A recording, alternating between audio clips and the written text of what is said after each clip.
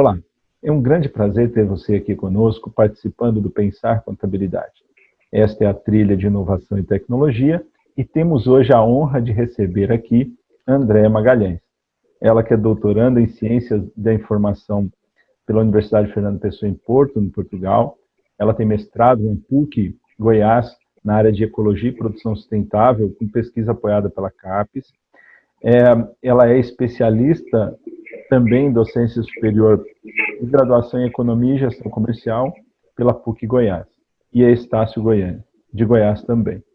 E alguns cursos complementares, além de professora em pós-graduação, graduação, em diversas universidades espalhadas pelo país, em especial também na BSSP Centro Educacional.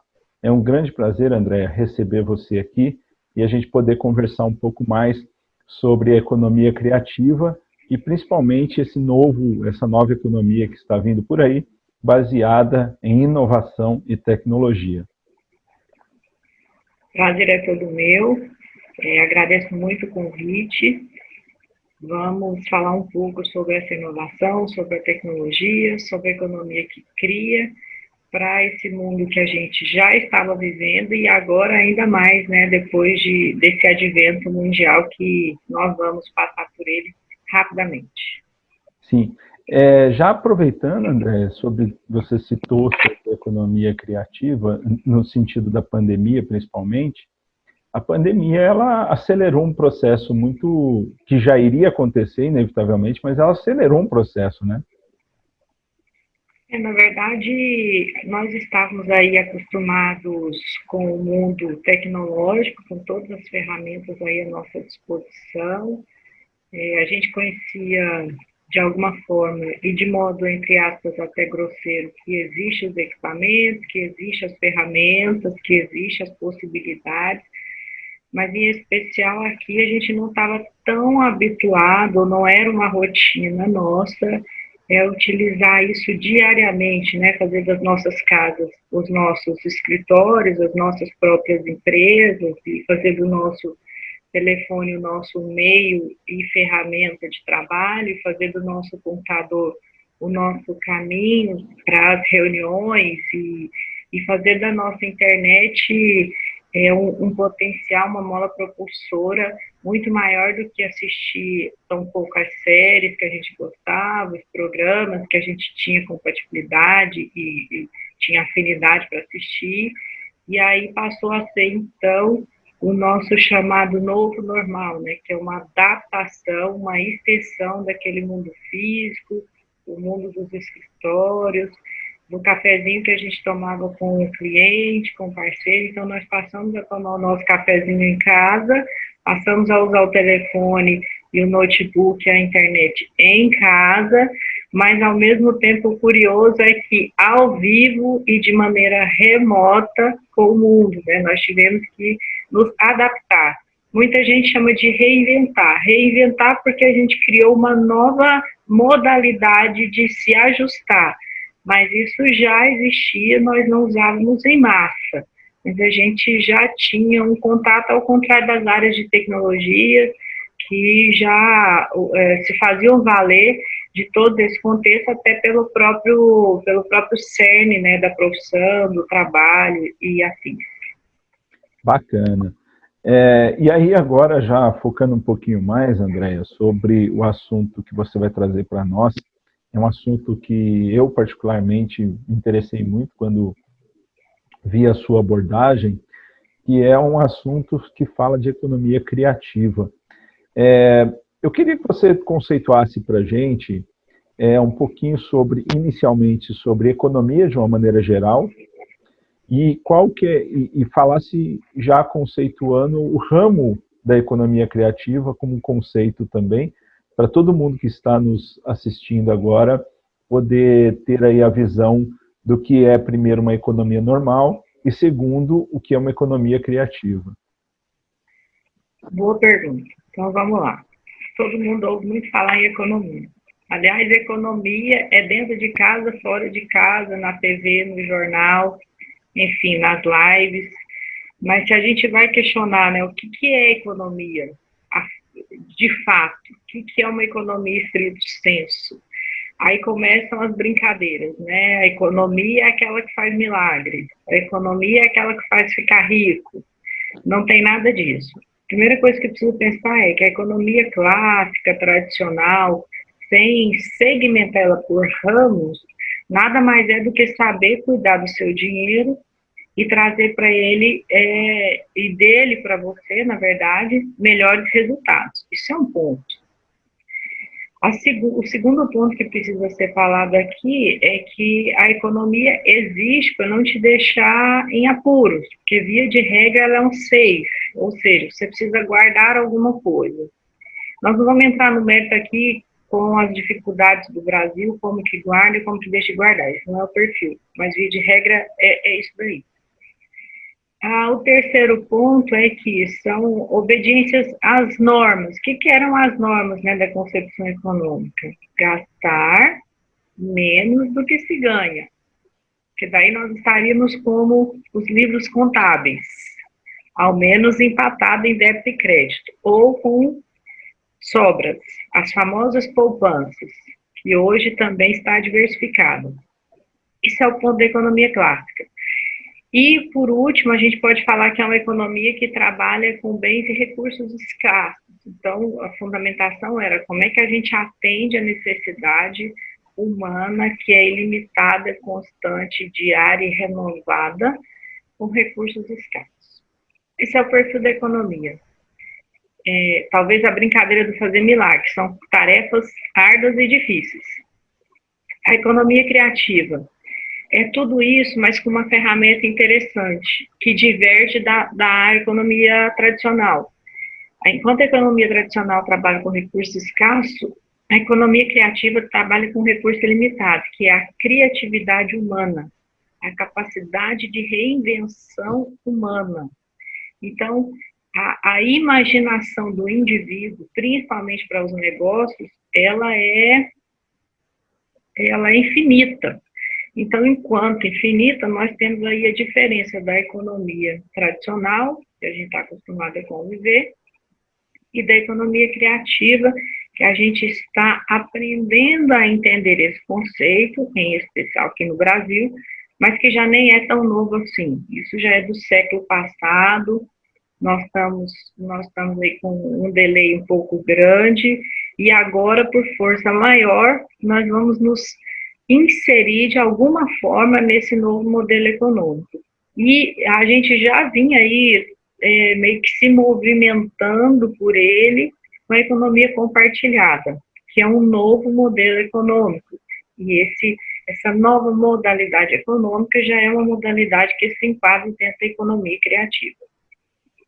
Então, aí, só para a gente tentar dar exemplos, para chegar mais próximo do dia a dia mesmo, do cotidiano das pessoas que nos ouvem, quando você cita, por exemplo, uma economia compartilhada, a gente poderia usar, por exemplo, aliás, a gente poderia usar como exemplo um Airbnb, como referência ou não?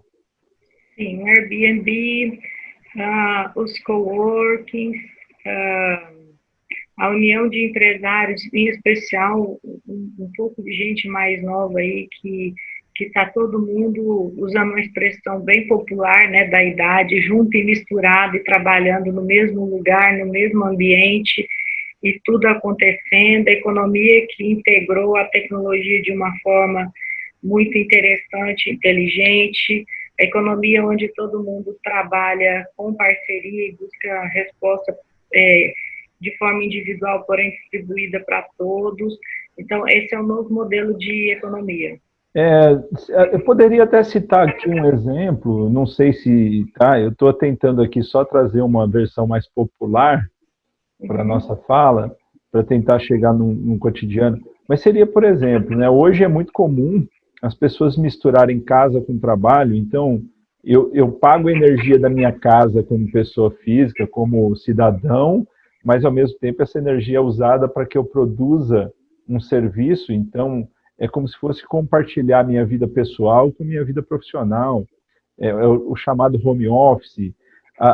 A gente já não sabe muito mais o que é, teoricamente, a despesa de casa e a despesa do trabalho. Muita gente leva o trabalho para casa e leva a casa para o trabalho e fica tudo misturado. Isso também é uma característica? Então, precisamos falar disso. E assim, o nome pandemia está cansativo, repetitivo, doído para os ouvidos, mas nós vamos falar disso. O que acontece? Antes de tudo isso acontecer, o home office ainda era uma realidade, mas era uma realidade de dimensões bem menores. Restritas. Isso é um ponto. Bem menores, né? Não dá nem para comparar agora. Com toda essa situação de sanitária, né, que acometeu o mundo, o que aconteceu? Daqueles que sobraram empregados ou até estarem empregados, a maioria, salvo os serviços essenciais que a gente já sabe, foram distribuídos em suas próprias residências. Então, aí gerou um trabalho para a contabilidade, né? De quem levou o serviço para sua própria residência e não para a empresa. Porque o que aconteceu? A empresa disse assim, Andréia, você vai trabalhar lá na sua casa, mas você vai fazer o serviço para a empresa. Ok, eu não tive outra saída ali, então eu vou trabalhar lá em casa e fazer o serviço para a empresa. Ocorre que lá na minha casa eu não tinha uma estrutura de empresa, não é? Eu não tinha uma internet melhor, não tinha, enfim, acessibilidade, eu não tinha um espaço, eu não tinha uma mesa adequada, eu não tinha uma cadeira adequada, e aí eu misturei as coisas.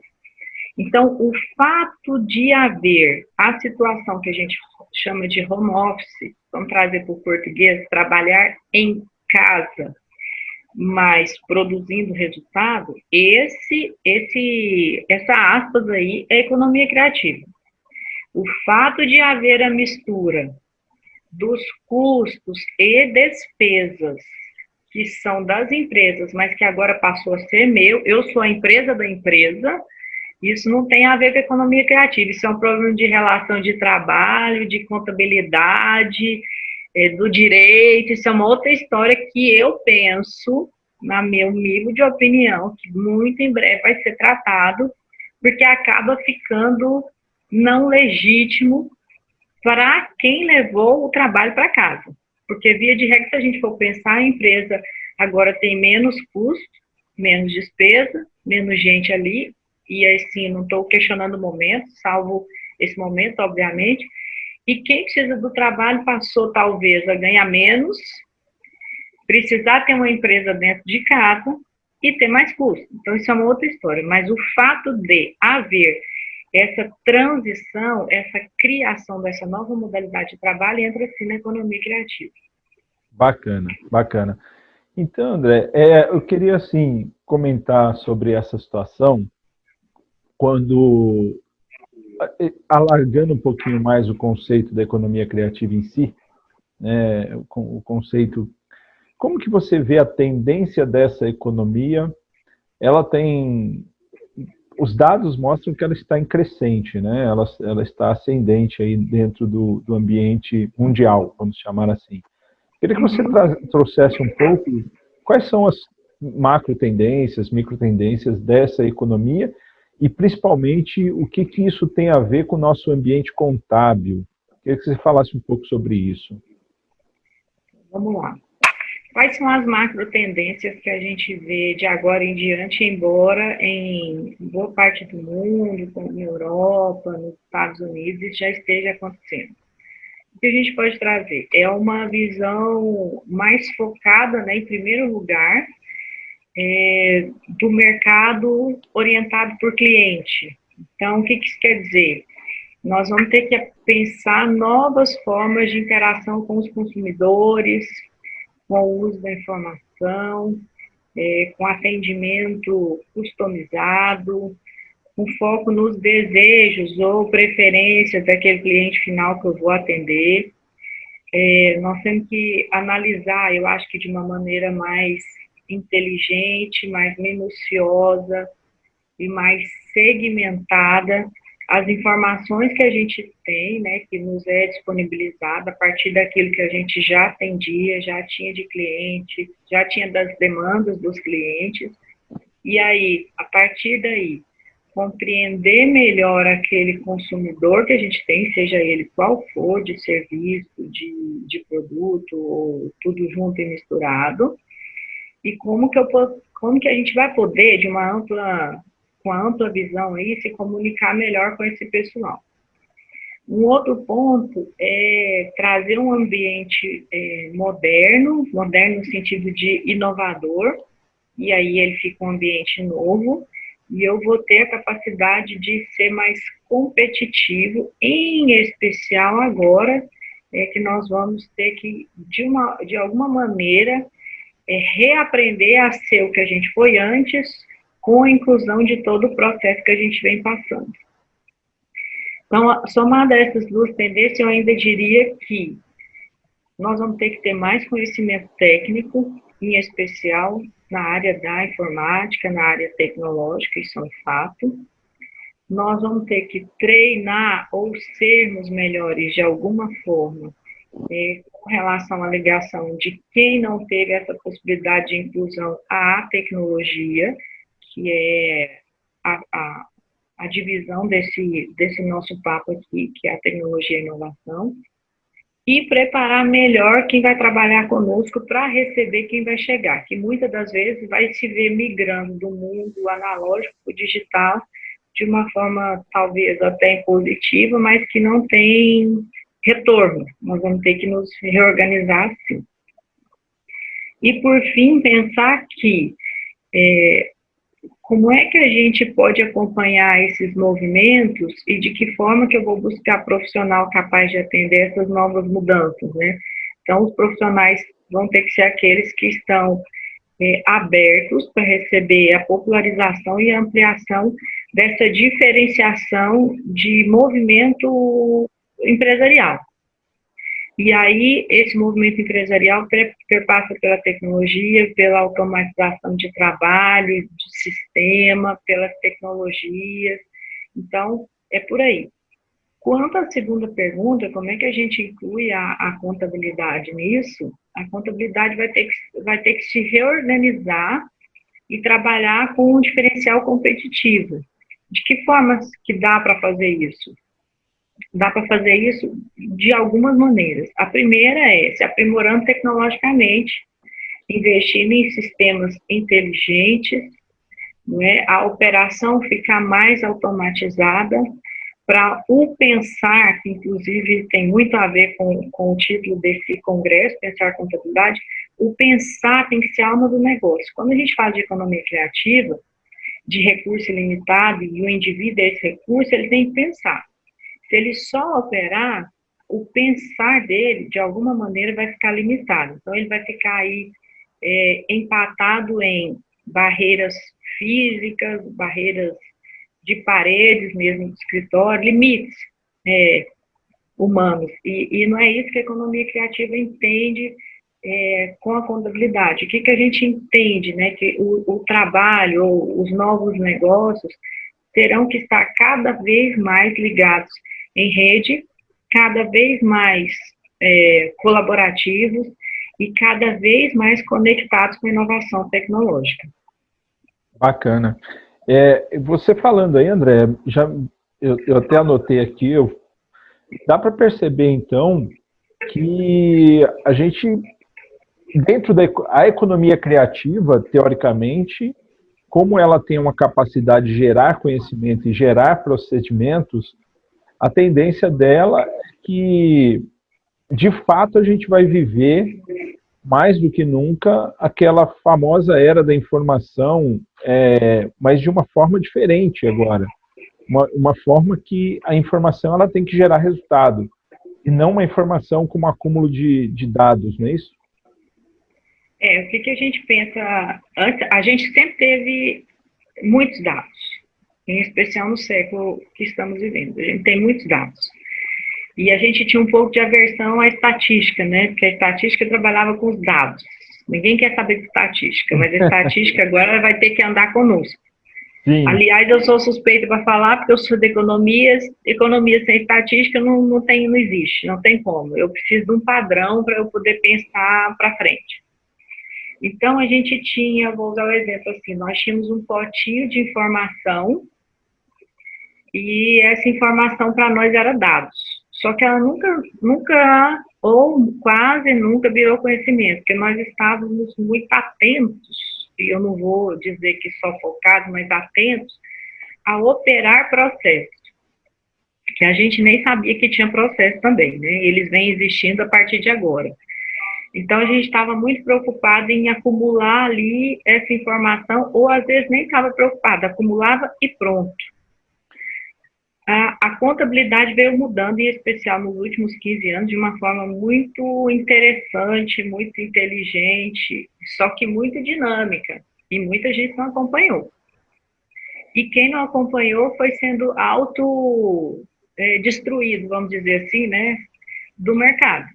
Porque o que ocorre? Nós saímos daquela contabilidade que até então funcionava muito bem, que era uma contabilidade operacional, né, laboral, metódica e em série, para passar a ter uma contabilidade que pensa, né, do pensar.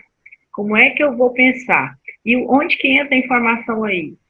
Entra nesse momento, que informação que eu tinha, o que essa informação me disse a partir daquele momento que eu recebi, porque tem a ver com o momento, que é outra coisa que também não se pensava, se recebia o número 10 em 2000, e recebeu o número 10 em 2010, e recebeu o número 10 em 2020, não é a mesma coisa, eu tenho que pensar o momento, o que aconteceu para eu receber esse 10. Se a gente fosse avaliar como antes, o que a gente ia pensar? Ah, é 10, 10, 10, então não resolveu nada no produzir, porque na nossa cabeça era produzir é receber mais, sempre mais, é ter mais número. E às vezes, ou muitas das vezes, ou quase em todas as vezes, não é isso. Então eu tenho que entender, essa informação me acrescenta assim, o que era esse 10 em 2010 e o que é esse 10 em 2020. Imagina que eu estou tendo o mesmo resultado, 10 anos atrás e agora. Então, eu vou dizer, não, então, para mim não está bom, esse negócio não está bom. Só que não, né? Literalmente, só que não. Porque esse ano nós tivemos um momento muito difícil, e se eu conseguir me manter, quer dizer, a junção entre o 10 de agora e o ambiente que eu recebi esse 10 é muito melhor, talvez, do que o 10 anterior. Então, é para isso que serve a informação agora. O que nós vamos fazer com ela? Em que cenário que ela estava, o que ela me proporcionou, e a partir daqui eu traçar novos cenários, novas dinâmicas, e como que eu posso agir a partir daí. Informação agora é para personalizar resultado, é para pensar resultado, e é para traçar previsões, não é precisão, porque o povo tem um engano, né, na cabeça de que se eu traço vai dar preciso. Não vai dar preciso, mas pode me dar previsão. Agora, pode dar previsão se eu tiver informação, repito, pensar a informação, entender o cenário que está na informação e traçar caminhos, porque o infinito ele tem várias possibilidades. E por que nós sofremos tanto esse ano? Porque a gente fazia um planejamento sem cenários, ou no máximo 2. E a gente tem que ter sempre 3, um negativo, um positivo e um neutro. Essa é a minha dica de economia criativa, em especial para o mundo da contabilidade que trabalha com resultados empresariais, porque enquanto a economia trabalha com números que vão acontecer, a contabilidade trabalha com números que aconteceram.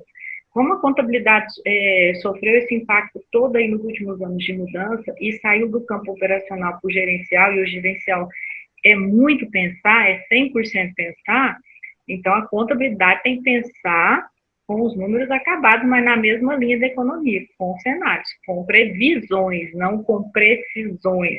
Porque eu já escutei muito contador dizendo, eu vou dar a solução para o seu negócio. Eu fico em estado de alerta. Essa é a minha visão. Na verdade, aí a gente vai até numa condição mais filosófica, né? Aquela situação, né, que todo ponto de vista é a vista de um ponto. Bem por aí.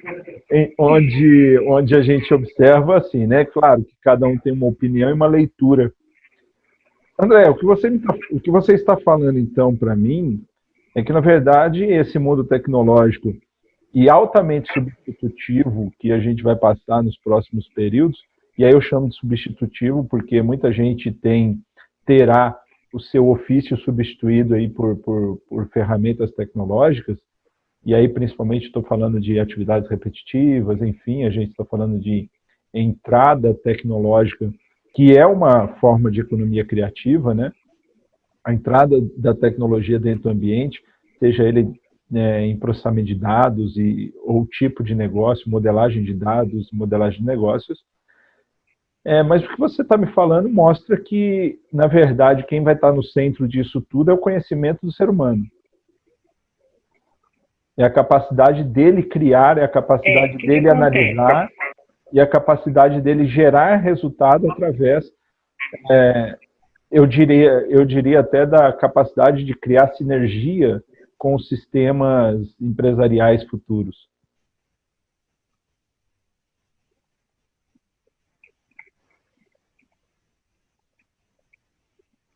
O que acontece?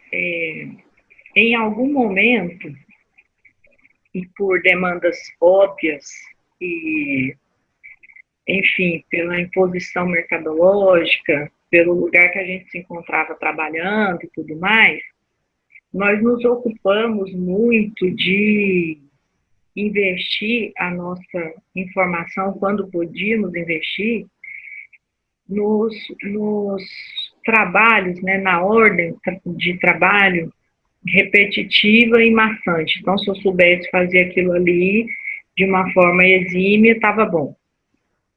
Só que o mundo está mudando muito rápido, e aí não tem a ver só com a pandemia, não, né? Nem com corona, nem com nada disso. O mundo está mudando muito rápido.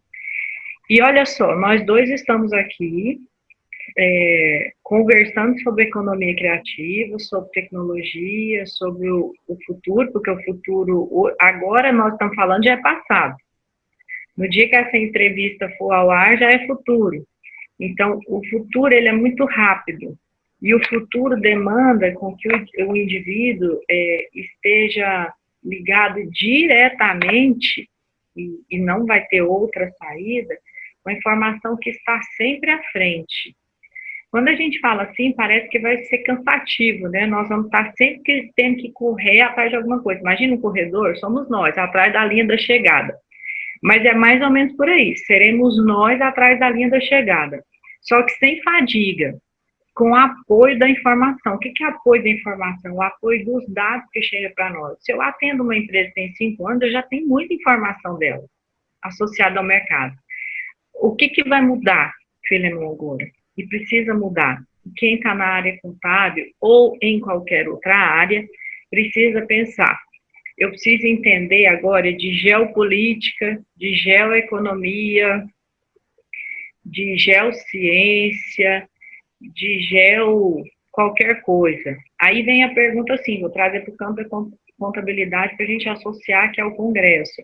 Ah, mas no Brasil, o maior número de empresas são pequenas e são médias, e elas não estão compatíveis com esse pensamento. É um ledo engano, elas estão sim compatíveis, porque se aquele dono, aquele empresário que se tornou empresário porque se tornou, porque tem um dinheiro e montou ali um negocinho, sem saber muita estrutura, como gerenciar, como calcular custos, como precificar, a margem de lucro e todas essas coisas, como negociar, o mercado vai envolver ele nesse mundo. Não tem como, ele está nesse mundo, ele está nesse mercado. O próprio mercado envolve ele. Então, o que acontece? Ele vai ter também que se preparar. Ele vai ter também que estudar. E aí tem aquele famoso sistema S nosso, que fica aí correndo, né, fazendo aquela peneira, e de alguma forma, e que é até muito interessante, dando esse auxílio, porque talvez a pessoa que esteja ali naquele pequeno negócio nem veja, mas ele está inserido nesse contexto. E aí eu volto a repetir, do ponto de vista da contabilidade é a mesma coisa. Ah, eu tenho uma empresa, mas ela é pequena, eu atendo poucas empresas, eu tenho no máximo 3 colaboradores, etc. e tal. Não importa o número de colaboradores que você tem, nós não estamos falando de tamanho, de dimensão, de resultado financeiro, nós estamos falando de como eu vou trabalhar nesse mundo que está moderno, que está trabalhando com informação, que está se personalizando. Não é porque eu tenho um colaborador que eu não preciso me atualizar, que eu não preciso estudar, que eu não preciso me informar e que eu não preciso entender. Então, a gente precisa entender da conexão do que está de fora, da porta para fora da empresa, sendo ela pequena, média ou grande, para eu conectar com as outras. Senão eu não vou conseguir esse balizamento. Conectar. Eu acho muito legal esse termo. Queria que você explorasse um pouco mais o termo do que é uma empresa conectada. O que configura uma empresa conectada? Porque eu acho que isso aí tem tudo a ver com essa nova forma econômica, da economia tanto criativa quanto dessa tendência, nessa nova forma de conexões mundiais. O que se chama de conexão, né? No mundo da internet, no mundo da tecnologia? Conectado é quem está associado à rede, ou integrado à rede, ou vivendo com a rede mundial de computadores, ou, enfim, acessado a alguma página de rede social. Isso é uma conexão. Isso é uma conexão do ponto de vista tecnológico. Ponto. Mas aí a gente estende, né? O que é conectar? É estar ligado. Então, nós temos que estar ligado, de alguma forma, ao mundo, todo dia, o dia todo. Essa, eu não sei se é a boa ou se é a má notícia, mas nós temos que estar ligado todo dia, o dia todo com o mundo. Eu já ouvi muita gente dizer assim, ó, por que eu preciso saber se o mercado chinês está indo bem?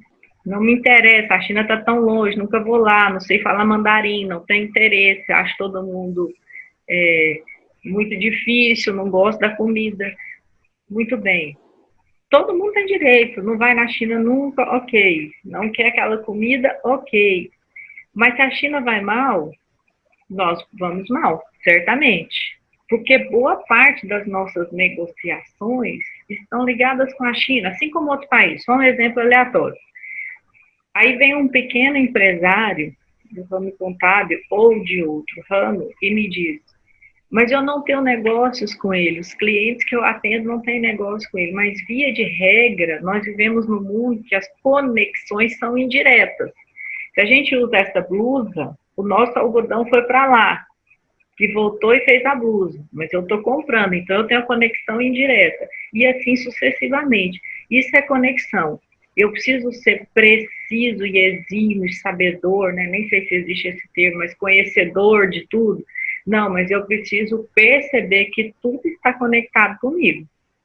Quando a gente gosta de comprar de um site chinês, eu estou conectado. Quando eu gosto de comprar de um site americano, mas a América trabalha com a China, muitos produtos americanos são fabricados na China. Os produtos brasileiros, onde a gente, enfim, isso é conectar. Eu tenho que estar ligado com o mundo, eu tenho que entender que o mundo é a minha extensão. Eu sou como uma árvore agora. Então, se a gente for pensar, cada galho é uma extensão, e isso é conexão. Eu acho bem interessante que muita gente que não... A gente sempre ouve falar em sistema, né? A gente sempre ouve falar sistema, sistema, sistema, sistema. E a gente nunca tinha visto um sistema na prática, né? Na vida.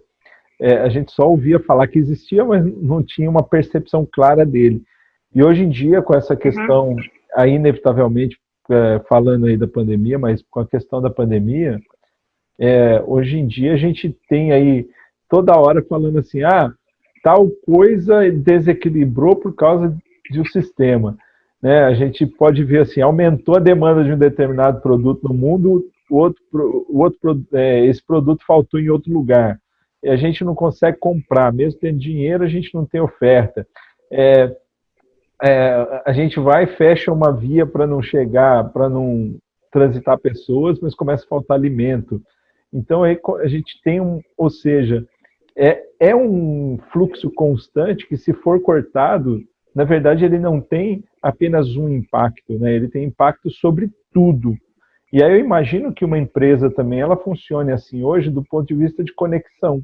Se ela não faz parte desse sistema ininterrupto, seja ele de informações, de fornecimento, de oferta, de demanda, enfim, ela não conseguirá sobreviver, porque ela não vai ser nem alimentada e nem vai alimentar o sistema propriamente dito. Seria basicamente isso?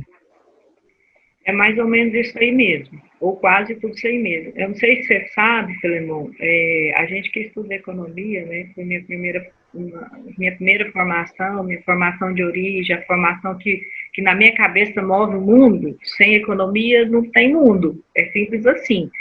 Sem economia e biodiversidade não tem mundo. Bom, se a gente entender isso, a gente já entendeu quase tudo. Então, nos primeiros livros e até hoje, e todo mundo acha que economia é um curso de exatas, e economia é um curso das ciências sociais, por incrível que pareça, porque antes de fazer qualquer conta e traçar os cenários, a gente estuda massivamente como foi o comportamento da sociedade, por que elas se comportaram de tal forma e como que elas poderiam se comportar para frente. Só fazendo um adendo aqui, todo mundo acha que contabilidade também é exatas, e não é uma ciência social. E não é. Que exatamente. Comportamento e patrimônio, né? Exatamente. Então, nós vamos chegar lá. O que acontece? Nós estamos classificados, e isso é no mundo todo. Nós somos ciências sociais. Primeiro eu vou usar você, tá, Filemon, como meu modelo. Tá. Primeiro eu estudo o Filemon. Entendi como é que foi o Filemon em cada tempo. Daí eu estudo o tempo em que ele estava, por que ele se comportou daquela maneira. E depois, como é que eu vou traçar os caminhos baseado em todas aquelas informações, que é o famoso dado, que virou estatística, que vai ser os meus próximos cenários. E o que tem a ver isso com o que você me perguntou? O que ocorre? Já lá atrás, a economia era tratada, se a gente for pegar ali não é todo mundo que faz isso, obviamente é do nosso campo, mas a economia e a biologia tratadas juntas, são juntas, economia e psicologia são tratadas juntas, economia e geografia são tratadas juntos, e economia e biologia são tratadas juntas, porque entendeu-se desde quando foi criado lá atrás, na invenção do significado de oikonomos, que a economia é como o corpo humano, ela é um fluxo, ela tem coração, ela tem pensamento, né? O caminho que ela anda é o sangue que corre pelo corpo, então é muito páreo. Então tem a economia ambiental, a economia da criação. Então a economia, ela é um contexto, por isso que eu chamo ela de uma árvore. Imagina uma árvore crescendo ramos e dando folha e fruto e flor para todo lado, com raiz e melhorando o seu caule. A economia é isso. Então, a diferença, eu repito, para a gente compatibilizar, para ficar mais claro para a contabilidade, a diferença é que eu pego tudo isso e vou olhando para frente, enquanto que a contabilidade pega e trata aquilo que aconteceu. E é por isso que a gente tem que trabalhar junto. Tem que trabalhar junto o gestor, o administrador, como queira chamar, diretor, supervisor, comercial, fiscal, o planejador financeiro, o gestor do processo, o cara que mapeia o processo. Isso é conexão, a gente precisa ter sinergia. Se não houver sinergia, e eu repito, não é só para grande empresa, é para pequena. Via de regra, nós somos uma empresa. E agora nós somos duas empresas em casa. Olha onde nós estamos. Em casa. Então, nós somos duas empresas e podemos ser mais. Isso é mudança, é que a gente não percebe o que está acontecendo, mas nós estamos inseridos nessa mudança. E essa inserção é, de fato, uma inserção do ser, do indivíduo, né? É uma inserção real do indivíduo, e só o fato dele ter se reinventado, ele criou. Se ele criou, ele faz parte da economia criativa, que é o recurso ilimitado. A imaginação do indivíduo, ela é ilimitada. Tudo muda porque o indivíduo muda, porque o indivíduo quer novidade. Quanto mais ele quer novidade, mais inovação a gente tem, mais máquina a gente tem. E aí vem aquele negócio, né? Eu estou perdendo meu lugar para a máquina. Não é bem assim, eu perdi um posto. para a máquina, ou uma função para a máquina.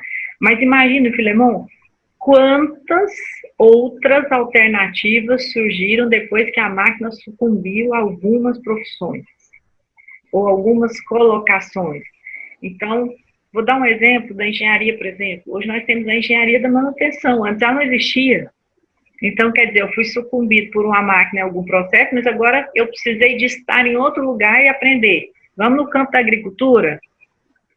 Antes eu tinha um trator pequeno e eu me sentava nesse trator e ia resolver a vida lá nos pastos.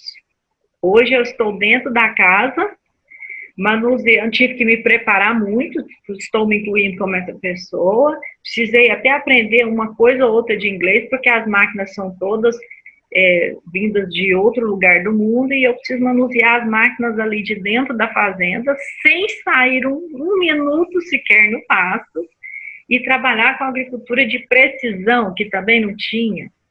A contabilidade trabalhava com livro, escrevendo, meu Deus, as mãos sofriam.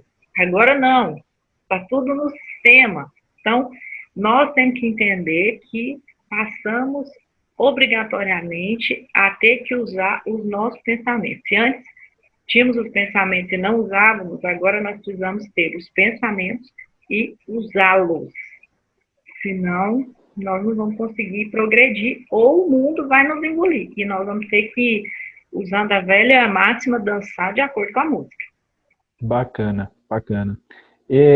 Aí, André, você me falando sobre essa situação que envolve aí a mudança, né? Eu sempre gosto de trazer como exemplo que o carro diminuiu o número de carroceiros, consequentemente diminuiu a demanda de serviços que cuidavam de cavalos, mas em compensação criou o posto de gasolina, criou o mecânico de automóveis, criou a indústria automotiva, né? Eu acho que toda grande revolução, e a tecnologia, a gente passa por ela hoje, ela, na verdade, mais do que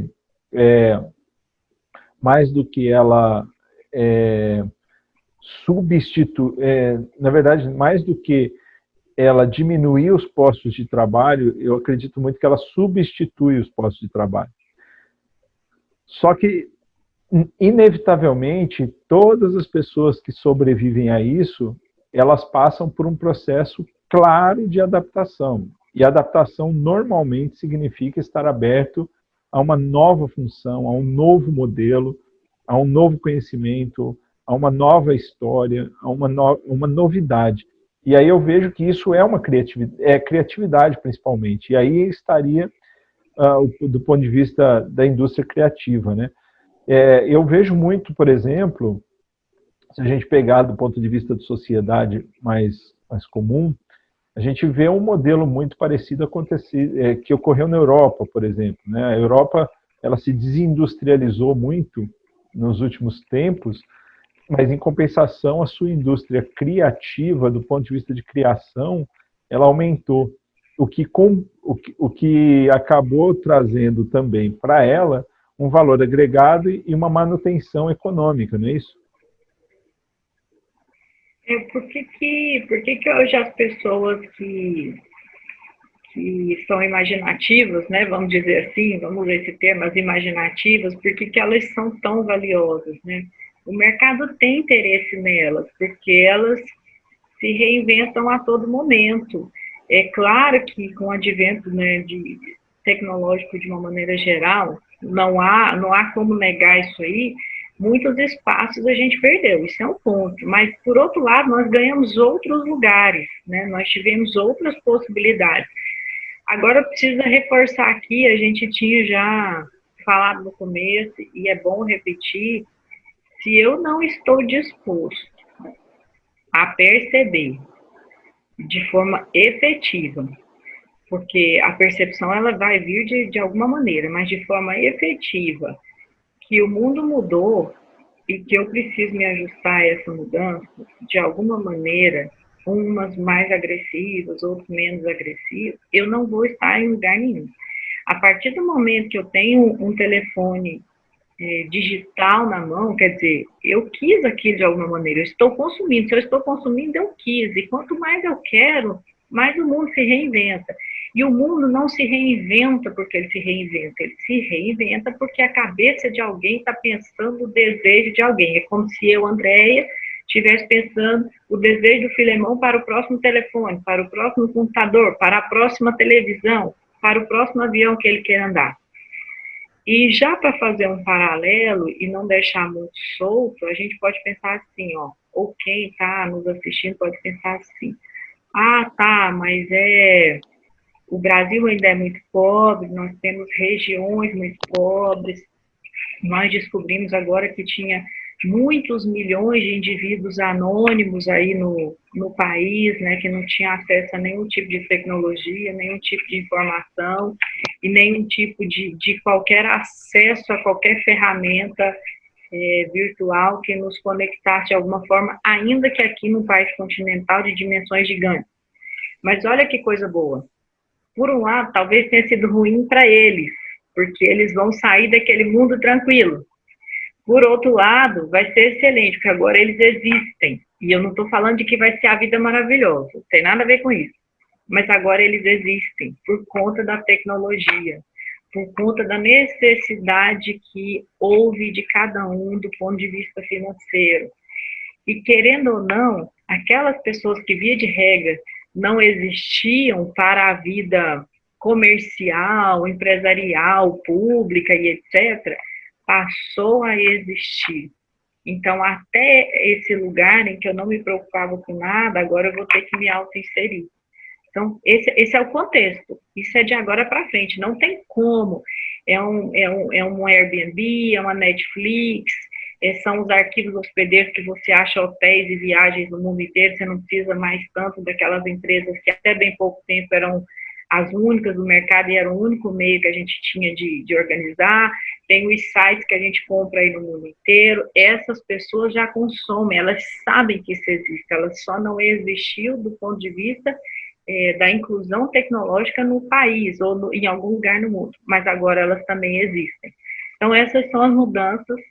Essas mudanças cada vez serão mais precisas, mais evoluídas, mais digitais, mais integrativas, mais conectivas, né, como você falou lá atrás, com relação à conexão, são reais e a minha sugestão é vamos pensar porque vamos precisar nos adaptar. Andréia, uma provocação aqui, né?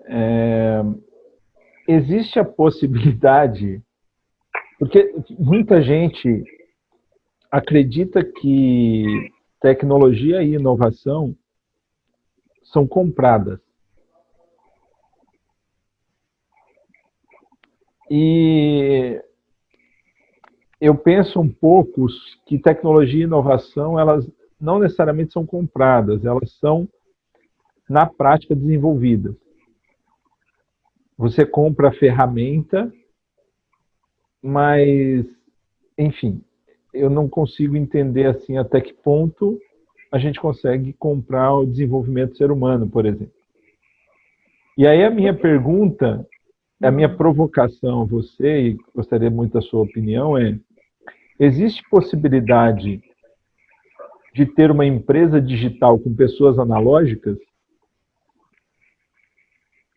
Pessoas analógicas não existem mais, né? Aí já ficou para trás. A partir do momento que você tem uma televisão digital na sua casa e agora já é digital, vamos falar do item mais comum nas casas, ou seja, não é mais analógico.